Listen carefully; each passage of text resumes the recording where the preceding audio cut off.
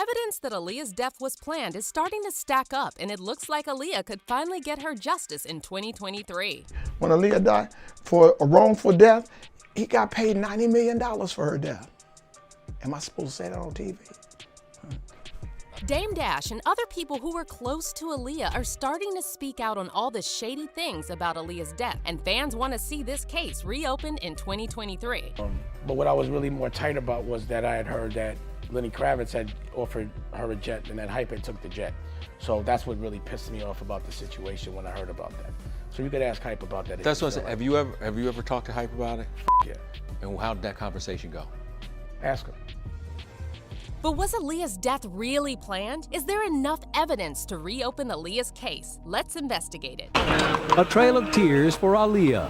A horse-drawn carriage carried the fallen star's casket through the streets of New York, a somber procession reminiscent of the funeral for Princess Diana, who was also killed in a tragic accident exactly 4 years ago today. And just as the British royals mourned the loss of Diana, the royalty of African-American entertainment gathered on this day to remember the R&B princess, Aaliyah.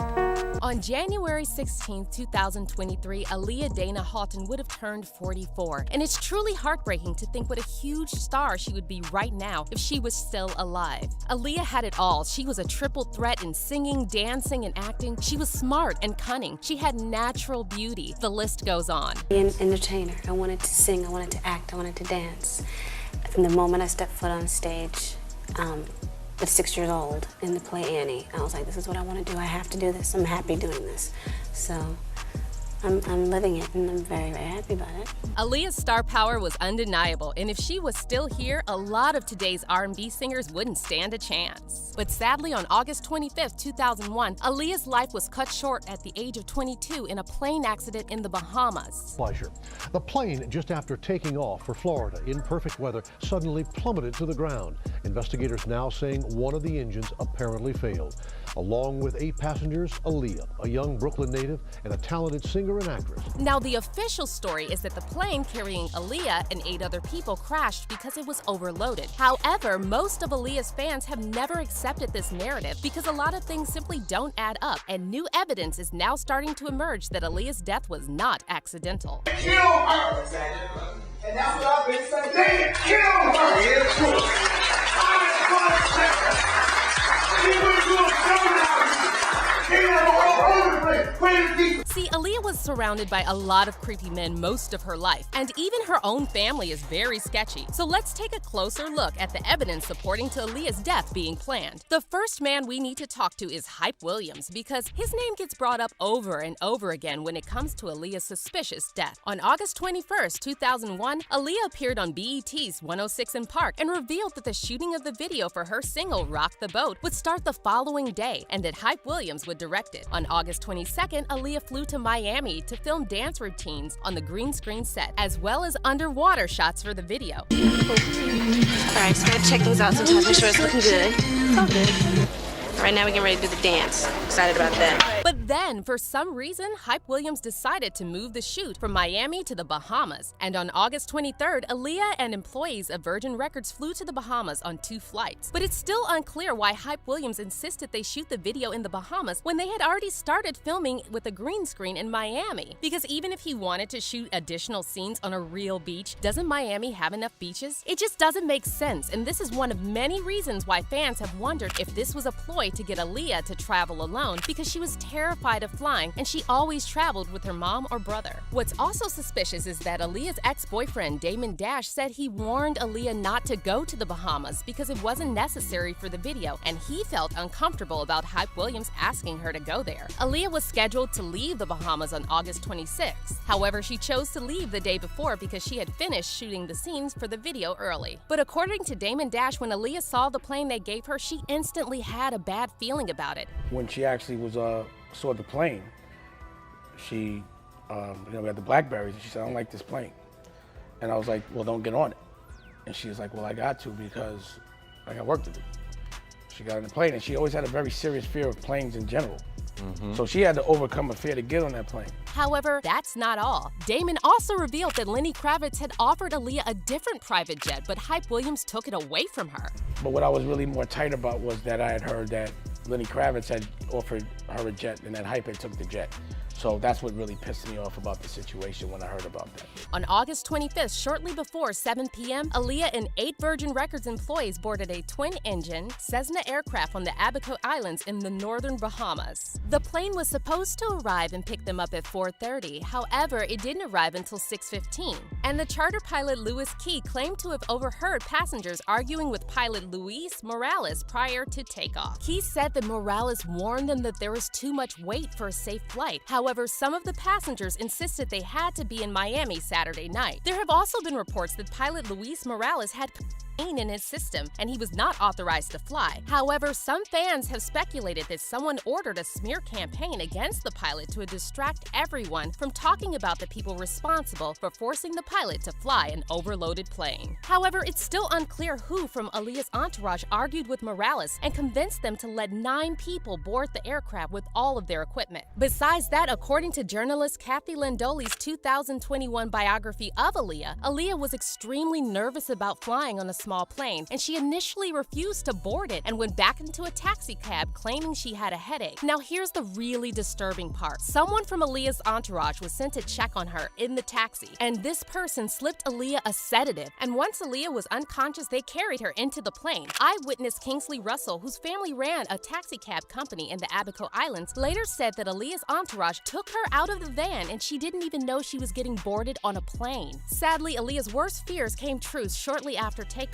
and the plane crashed about 200 feet from the runway. Aaliyah and 7 of the 8 others on board were killed instantly, while Scott Galen, Aaliyah's security guard, survived the crash but died shortly after. An actress in some movies recently, even a Grammy nominee. Tonight, her family is in mourning. Fans asking, why her? Aaliyah was buried on August 31st in Manhattan, and an estimated 800 people attended the funeral procession, including a number of celebrities. However, there are no records of Hype Williams being there. Among the mourners joining Aaliyah's grief-stricken parents, her aunt Gladys Knight, Aaliyah's boyfriend Damon Dash, fellow hip-hop honcho Sean Puffy Combs, R&B singers Usher, Maya, and Monica, hip-hop artists Jay-Z, Busta Rhymes, Lil' Kim, Missy, even former heavyweight champ Mike Tyson. As Aaliyah's casket was moved from the famed Frankie Campbell Funeral Chapel, her heartbroken mother, Diane Houghton, gently acknowledged the crowd of mourners.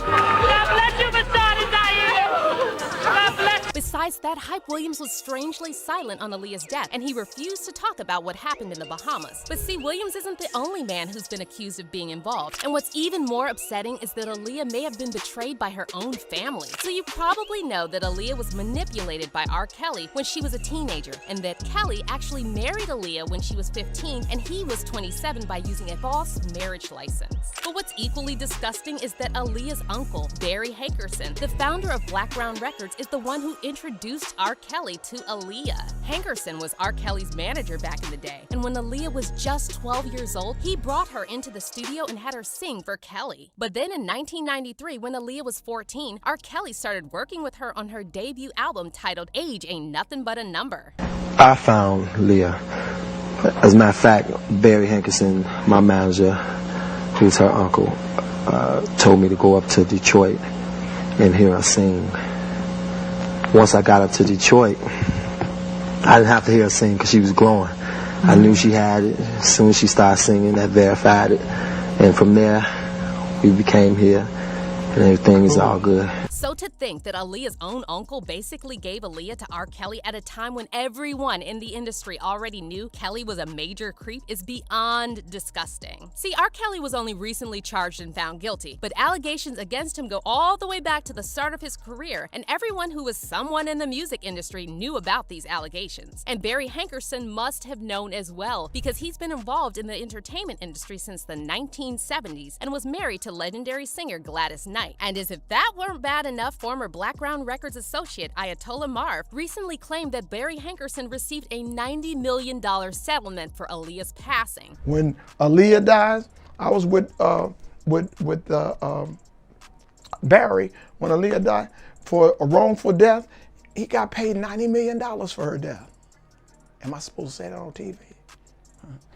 I Sue me. I ain't got nothing. I was with him on the negotiations. But there were also several other powerful industry men who were constantly circling around Aaliyah shortly before her death, including Jay-Z. In fact, in an interview with Page Six, Damon Dash claimed he never pursued Aaliyah as hard as Jay-Z did. On top of that, Damon later said that Jay-Z knew R. Kelly abused Aaliyah, and yet he still decided to record a joint album with Kelly, which was released less than a year after Aaliyah died. And the karma happens, but the thing I didn't understand is I was like, I know I'm not fucking with that. And because of the moral challenge and him choosing one way, I knew morally we weren't the same. So to me, Rockefeller was defunct. It was over. I couldn't fuck with it. It was something that to me was just like, not to say unforgivable, but I couldn't understand it. You know what I'm saying? And then I didn't understand how people didn't, I thought, well, the people aren't gonna have that. But nobody said nothing. Standing by, watching it, and just not. But just nobody said it. And since all these big industry men were connected to Aaliyah, there's been a lot of speculation that Aaliyah's death was some kind of ritual sacrifice. These men were reportedly all fighting for control over Aaliyah and her career. However, Aaliyah was smart and spiritual, and she often talked about having dreams of escaping the pressure of success and being free. Also, we can't forget that Mary J. Blige once called Aaliyah's death a spiritual murder. And though she refused to elaborate on what she meant, it's extremely weird that she would use those words to describe a plane accident. I just know that was a murder. You know what I'm saying? That was a spiritual murder, whether people know it or not. Because God don't kill people. You know what I'm saying? Whether people know it or not. And I could go deep, but a lot of people I would have to really bring proof. You know what I'm saying? For what I learned. And she just was cut down in the prime of her life. And it's so unfair. And it wasn't time. You know what I'm saying? It wasn't, I believe it wasn't her time to go, because from what I know, it ain't supposed to go down like that. But you're probably wondering, where were Aaliyah's parents the whole time? Why did they let their teenage daughter spend so much time with all these grown men? Well, here's where the story gets even creepier. In an interview with Dr. Oz, Aaliyah's uncle, Barry Hankerson, claimed he had no clue about R. Kelly and Aaliyah's secret relationship. However, he said his sister, Aaliyah's mother, Diane, was definitely aware of it. Were you aware of the issues going on with R. Kelly when they were going on? No. No, didn't have a clue. Completely ignorant to it. Do you think anyone in the family was? Yes. Yes, I think my sister knew a lot more than what we thought she knew. And then there are also rumors that at one point R. Kelly was sleeping with Diane while at the same time seeing Aaliyah, which adds another level of horror to this story. So as you can see, there are so many weird and suspicious things about Aaliyah's death, and to this day, most of Aaliyah's fans are convinced her death was planned. In fact, Aaliyah recently started trending on social media, and fans are now demanding that authorities should reopen the case and get to the bottom of what really happened to the princess of R&B, who had so much to offer the world. Aaliyah was more than an entertainer. She was a role model who lived with grace and goodness. Aaliyah left this world like a princess. People with protest signs urging for Aaliyah to get justice, one fan recently tweeted. It'll be on the same level that the Free Britney movement of 2021. Aaliyah will get justice in 2023. And now we want to hear your opinions on Aaliyah's tragic death. Do you think her death was planned? And should this case be reopened? Let us know in the comments, and we'll see you in our next video.